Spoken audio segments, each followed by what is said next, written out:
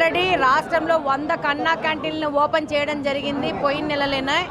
ఈరోజు ఇంకొక 75 అన్నా క్యాంటీన్లు రాష్ట్ర వ్యాప్తంగా ఓపెన్ చేస్తున్నాం. అందులో భాగంగానే కడప నియోజకవర్గంలో ఈరోజు 3 అన్నా క్యాంటీన్లు ఓపెన్ చేస్తున్నాం. అలాగనే రాబో కాలంలో ఇంకొక 53 అన్నా క్యాంటీన్లు ఓపెన్ చేసే ప్రతిపాదనతో ముందుకెళ్తుంది ప్రభుత్వము.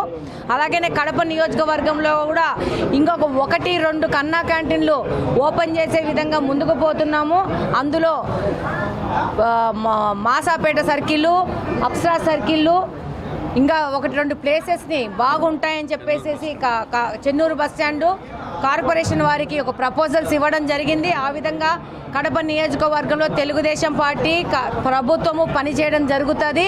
ఈరోజు ఎగతాళి చేసిన వాళ్ళకందరికీ చెంప పెట్టులాగా ఈరోజు అన్నా క్యాంటీన్లు ఓపెన్ చేస్తున్నాం. 5 రూపాయలకు పట్టెడన్నము పేదవాళ్లకు పెట్టే దిశగా ప్రభుత్వం పని చేస్తుంది, పని చేయబోతుంది. పేద ప్రజలకు అండగా ప్రభుత్వం ఉంటుందనే నినాదంతో ముందుకెళ్తున్నాము. మీరందరూ గమనించిందండి, ఆల్రెడీ పెన్షన్లు ప్రభుత్వం చెప్పిన విధంగా 4,000 ఇస్తూ వికలాంగుల పెన్షన్ 6,000 చేస్తూ విజయవంతంగా 1వ తేదీనే పింఛన్లు ఇచ్చే విధంగా ముందుకు పోతున్నాం. ఇదంతా ఎగతాళి చేసిన వాళ్ళకి సమాధానం ఇస్తున్నాము ప్రభుత్వం తరపు నుంచి. అలాగనే ఈరోజు రేషన్ కార్డులు అక్టోబర్ నెల నుంచి ఎక్కించడం మొదలు పెట్టాము. అలాగనే మెగా డిఎస్సి ఆల్రెడీ ప్రకటించడం జరిగింది.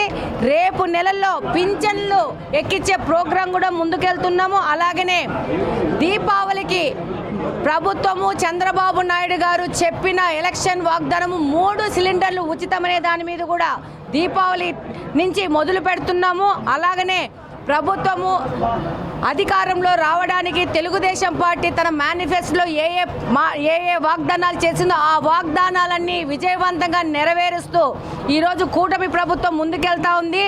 అమ్మా నీకు 15,000, నీకు పిన్ని 15,000 నీకన్న వాళ్ళకి ఇది చెంప పెట్టు అని చెప్తున్నాను ఈ సందర్భంగా. ఇంకా పెద్ద ఎత్తున పేద బలుగు బలహీన వర్గాలకు అండగా దానితో పాటే అభివృద్ధి అనేది ప్యారలల్గా తీసుకెళ్తూ రెండింటిని 2 కళ్ళలాగా చంద్రబాబు నాయుడు గారు కూటమి ప్రభుత్వం తీసుకెళ్తుంది.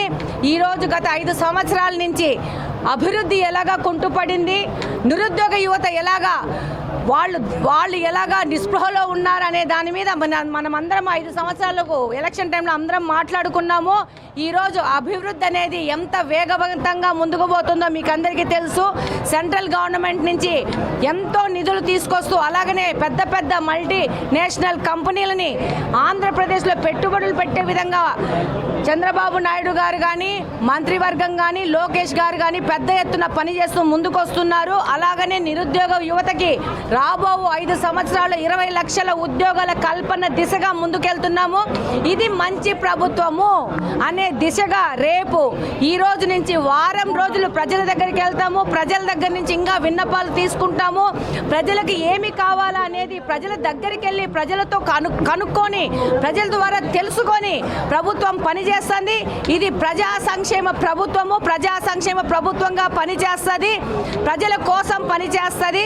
ప్రతి ఒక్క వర్గాన్ని ప్రతి ఒక్క వ్యవస్థని ముందుకు తీసుకుపోవడంలో కూటమి ప్రభుత్వము తన మాటను నిలబెట్టుకునే దిశగా ముందుకు పోతా ఉంది.